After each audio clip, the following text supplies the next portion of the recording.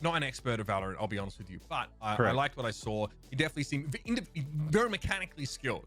He and Tex were on one team, and I was like, oh my god, these guys are pug stars, man. He and Tex it was against Mummy, Nitro, Som, a proto, Food. Yeah, and now we're getting destroyed by this Tex and Ethan combo. So yeah, I'm looking forward to seeing.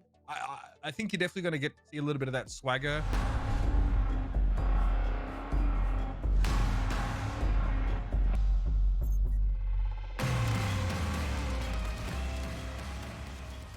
Let's move on and talk about some of the roster moves this week, because there are people in chat that literally are just here for this kind of stuff. This is I mean, our show is a little bit different in that we kind of like to talk about a lot of the stuff around the game as well. And you know, we don't go as granular with sort of roster moves like this, but we can do this one anyway. Obviously, one of the biggest announcements of this week is Dicey getting dropped and Ethan getting announced to join 100 Thieves.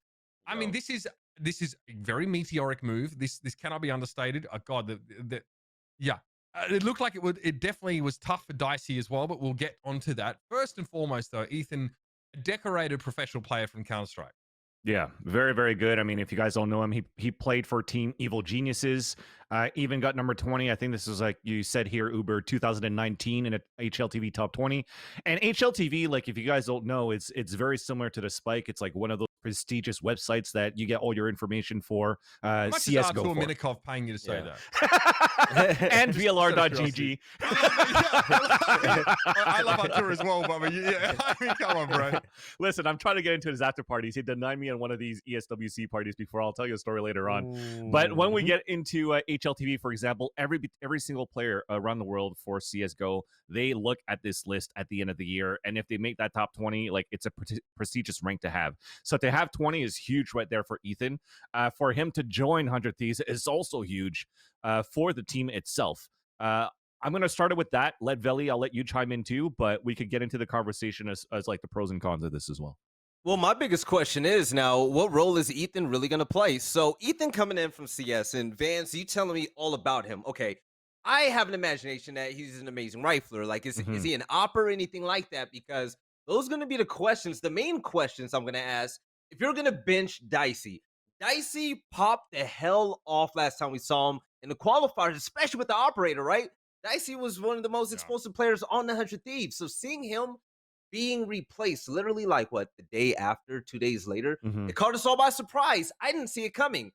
So looking at this roster now, who are 100 Thieves? Who are 100 Thieves? Who's going to take Dicey's role? Or are they going to have a new jet op? Or are they even not going to have that type of designated role? I won't hold this against you, Veli, because you have to sleep sometime. I feel that. There's definitely been a conversation around like where he will be going.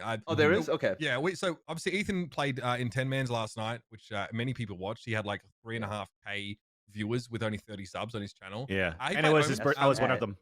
Yep, that was I. Yeah, okay. Do we get a fucking NFT for being there for Ethan's first stream? All right, yeah, good on you. Really awesome.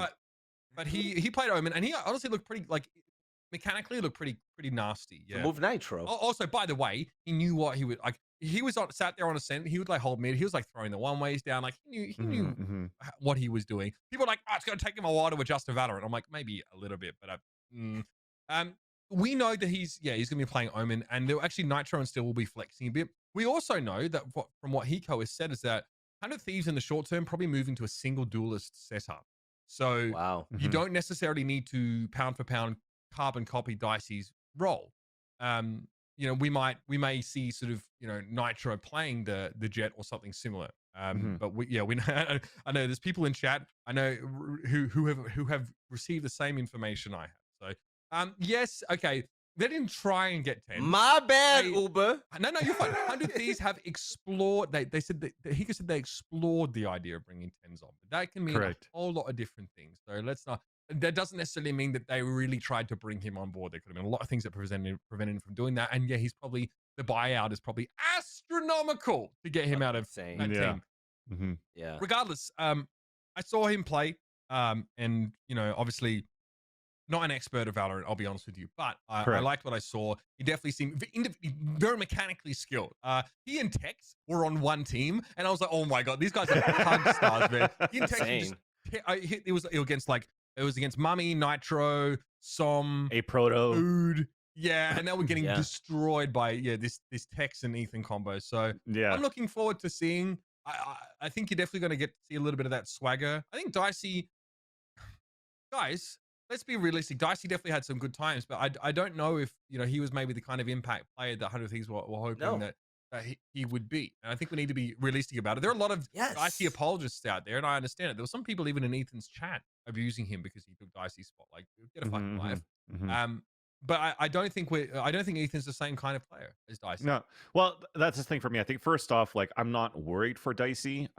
Maybe people might think that he's going to be the type of person that's able to only do a one-trick jet, but he's also tried out Sage with 100 Thieves at some point. So I'm pretty sure he's the type of person that could be really good in order to learn these flex abilities or characters or agents, just like Skadoodle did. So I think I'm not worried for Dicey.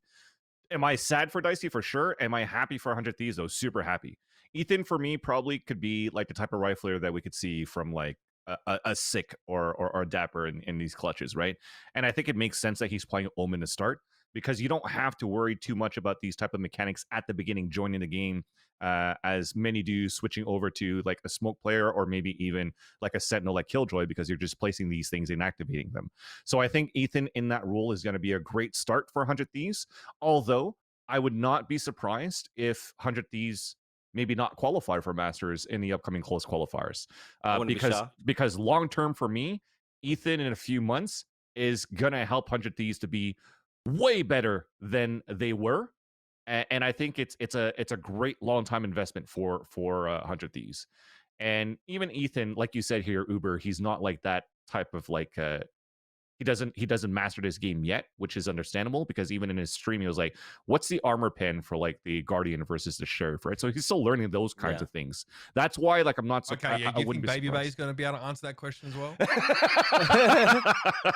Yeah, I mean, maybe he was like casting those 10 mans, he was doing good at them. but yeah, overall I think it's still going to be good for 100 Thieves, but I'm not going to set my expectation too high for 100 Thieves going into the close qualifiers 3, just because of that change and what they're going to have to do with the flexes, right? We've seen that effect for energy in other teams right now. Baby Bay casting 10-mans, by the way, reminded me of Snoop Dogg doing David Attenborough's job. The narration, dude. Was it that good? Oh, it was fucking hilarious. Yeah, it was really good. I mean, the guy is actually he's out of his mind, but he's incredibly funny guy. Yeah. I mean, That's listen, big. I know I'm pretty sure nothing might be a little bit busy with family stuff. Baby Bay, I don't know what you're doing, man. You've already maybe if you don't qualify for VCT again, that would be a shame, but there's always a spot in the casting booth, bro. Do you think a team change now was their best play though at this very moment? That's what I'm saying. I mean, you have to try to pick him up right now, whenever you can. Like I said, he's I didn't say it yet, but what was going through my mind is that Ethan is kind of like that hot commodity when Nitro made the switch from Counter-Strike to Valorant, when Automatic made the switch from Counter-Strike to Valorant. Ethan is going to be another one of those players that you have to snag him up now. If not, another team is going to use Ethan in that team. So 100 Thieves putting in that money right now and choosing a player who's sort of fresh into the scene right now, not necessarily at his top peak for Valorant right now, but he's going to be a great addition in a few months. But even take, for example, Nitro. He just joined 100 Thieves and he still won first strike. So I think it's still doable. But I think, yes, in a sense that it was just a week into leading into close qualifiers 3. It's a gamble, but it's a gamble that's going to pay off. I think that this gamble, it came like literally a month after Challengers 1 where Dicey had a bad game. And I think if you're going to be a Jet main and you're struggling against teams where you duelists have to step up, that could definitely... say it again? Yeah, sorry. I'm talking about just Challengers 1, though. Because after that, he did really well. So I'm wondering, was this change a conversation after Challengers 1? That was going to be my question. I love Dicey. I would never slander him. Yeah, for me to think about that, I definitely don't want to talk about Dicey's performances overall, because Dicey's performance overall is very good. He could join any team and it could help that team. In terms of his performance for close qualifiers, I don't think that's the topic either. I think it's more to the fact, again, about Ethan. It's like right now, evil geniuses in Counter-Strike, they have to live for X amount of months in Europe right now to compete in Counter-Strike in these bubbles, because there's no LANs or no events happening in North America due to the COVID restrictions and COVID situation, which means now he has a girlfriend back in at home in North America. Maybe he's homesick and stuff like that as well. Like Obo did the exact same thing with Complexity from Europe, moving and leaving Complexity to move back to NA so that he could be with the family. So now there's an opportunity for Ethan to play from home, to be with his family, to be with his girlfriend, and also to be able to compete in a circuit that could still give him that competitive edge that he wants, because Valorant's so fresh. And I think I think it was Bubsky that mentioned it before in Counter-Strike, the salaries for Valorant is actually much lower than CSGO. So it's not about the money really for these players switching over. It's more about where Ethan's situation is right now, where maybe competing and traveling for long distances is not the case anymore, or it's not for him anymore. We talked about a lot of burnouts for these players in Counter-Strike, and they've vocalized it enough with all of these events that were happening all at once, 1 week after the next in like 2019, 2020.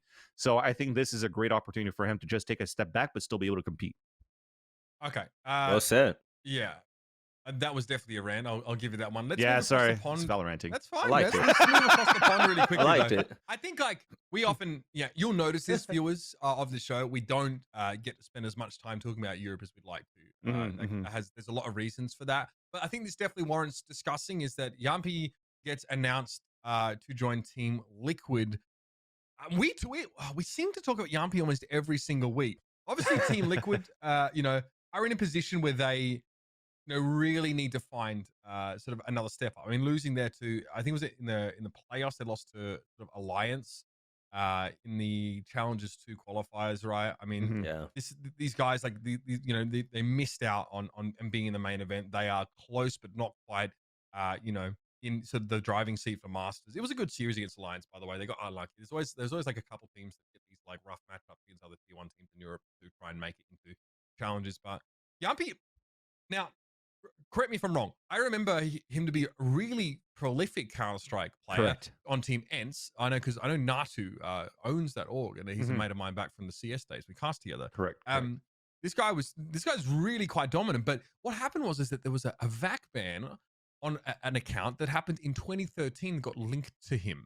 So there were a few people that sort of got in trouble around this, but with how sort of slow to act Valve can be, he got banned ostensibly from competition in general, even though if I understand it, he didn't, I don't think this is warranted from him. I don't think he actually cheated, or I mean, maybe we don't really know, but he was prevented from, competing in Valve sanctioned events. Correct. So I guess his life in Counter-Strike was already, coming to an end as it was. Exactly. It's a similar but different than iBuyPower, for example. As you're right, Mitch, he's banned from any type of like Valve sponsored event. So that means the ESL Pro League, the Valve Majors, everything else except for Blast, for example, which is why we saw him play for Blast with ENCE and did very well. And he was supposed to join Team OG at that point too. But because he's banned from all these Valve sponsored events, he even actually tried to bring him into court.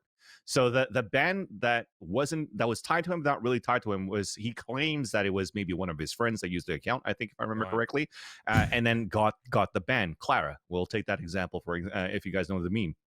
But now he tried to sue Valve, didn't work out, so he doesn't have an opportunity to like clear his name. So he wants a fresh start, kind of like an existence style, going into Valorant and say, look, I'm going to change into something new. Valorant is going to be the where I'm going to go. And he joined in Team Liquid, and I think this is great. He's for me in CS:GO what Brax was when he first started playing, like one of those prodigies. He was the Brax of Europe for me. That's a big statement, Vance. No, he's definitely a fragger, man. He's really, really good. Okay, I'm excited. Then that's what they need. Let's think about what this does to the team, though, because he replaces Eccles, who utility played, man, like the Breach, the Omen. But we know that Yampi's going to come in and play Jet. He actually says this in a video. I'll be playing Jet. What does this do to this team now? This is a big shuffle up, I think, for this roster. It's a shame to see Eccles go, but I mean, he himself has spoken publicly about frustrations with his own performances. Jet goes Bird. Well, that's the biggest, Vance. That's the biggest problem with Liquid, right? To me, it wasn't a utility play. It was just an execution. You can't execute if one guy is mostly in the way. A la Tens, Scream hopping off, getting 30 bombs, 40 bombs, and losses. The fact that if he comes in the game as Jet, Scream can just go on Reyna and just dominate. Can you imagine that even Uber? And I think that that's going to be it. I love Link. I like Liquid. I think Liquid's a great roster. But I mean, it's unfortunate that Echoes had to get the boot for the team to advance like this. But if Homie is really going to be on Jet, this is what the team needs. They need a fragger. I don't think they need a hardcore utility guy to help him out. That's not it. They don't need another smoke thrower. Yeah, no, exactly. I'm in the same boat as you. I think they do need a fragger in the team right now. That's going to help because people have maybe harped on Soulcast before, but then Soulcast had like a good game before too. Right after, sorry, in the Red Bull home ground, and in that case, now you're adding Yampy and Scream together. I think that's going to add a lot to Liquid. What's missing a bit now is that now that you're dropping Eccles, Eccles is the IGL of Team Liquid, and now they lose that IGL. So from my understanding is that they're splitting the calling and mix it up between Link and Cryptics now, if I'm not mistaken. And I'm interested to know how that is going to form out now with this type of like duelist Reyna and Jet potentially together. Yeah. They just played a game. They just played. I'm looking at it now. Do you want to know the stat lines? Do you want to know the stat lines? Yes. Let me guess. Scream goes 36 and 16. Am I right? 36 and 16. Yeah. Link behind him with 32. I mean, Okay, Yampy 20 and 9. This is the first round of like the open qualifiers, so they're going to be farming. They're going to be farming teams for a little bit, right? I mean, that's to be expected. But yeah, I mean, Link now plays the Omen, so it makes sense that. Take that. Yeah, I mean, yeah, they literally lost 3 rounds over the course of the whole series. So, I mean, it's taking Kenny from a baby there a little bit there. So yeah, I mean, I'm interested to see how the calling is impacted by it. Especially this team is coach heavy. You have someone like Sliggy on board who's very involved in the protocols and structures of this team. If you've watched any of Sliggy's companion streams or you saw him get interviewed on Backchat, you would know that the guy is very astute and very involved. So this team has strong structures. It has, the right personnel, and now someone to really, an upgrade in firepower, ostensibly in Yampy, and someone who moves over towards the Jet operator role. So you should expect to see it. Maybe there's a honeymoon period here, just because we have the addition of like another big fragger, and the calling structure is probably still pretty safe. But let's not get ahead of ourselves. They're still competing in those open qualifiers, and they still need to make it through into Masters. Moving on, Curry, obviously now in North America, announces that he officially joins T1. We made a bit of fun of Curry only because the first games with T1, they were like the first team that we saw that used like the sort of the single player sitting in spawn and icebox thing. We showed him sitting in spawn. There are a lot of other teams that do this in slightly different manners. It looks like having a pivot or anchor close to spawn on that map is quite important. So Curry definitely farmed some less great teams, but looked really good in this match. I mean, Vance, we were watching it with Veli, of course, all of us on their companion stream, and I took all your channel points on predictions. T1 in general looked really quite good, and Curry definitely seemed to be not skipping a beat. No, I think T1 looked amazing overall. And Curry, yes, I mean, as a Cypher, as Viper, he was playing very, very well for T1. A great addition overall. Definitely super wrong when we were calling him out for always staying in spawn, but there was a method to the madness that worked very well for that team, and we saw it again on Icebox when they played. They had a dominating series versus Cloud9 Blue. Cloud9 Blue, who I love the fact that it was a battle between Zeta and Spider, but back on Curry, I think this team is going to continue to look good here. I think this is the change that they kind of needed now that Daze is able to have and like lead that helm of what he kind of wants in that play style for the team.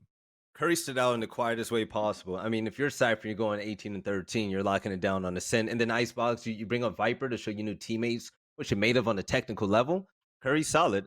This version of T1, I'm very skeptical about how good they would actually be. But from what I see from Curry right now, I mean, everything I've heard from him and about him from Van Silly and you, I mean, it's checking out right now. He doesn't have to do too much. When you gunfights, watch the flank. Throw some little Viper shit here and there. I like it, man. I like that we still get to see Skadoodle on Duelist a little bit there as well. I think on Icebox.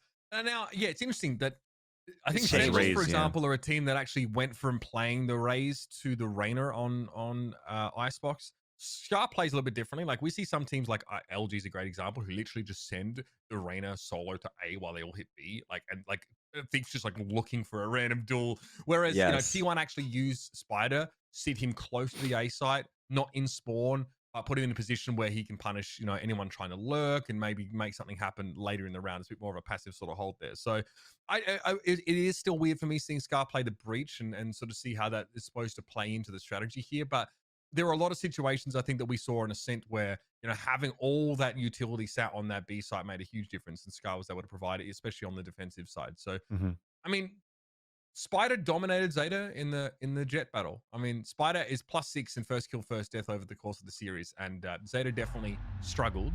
We didn't see poise from Cloud9 in that game, but maybe we'll have a chance to talk about that a little bit more after the break.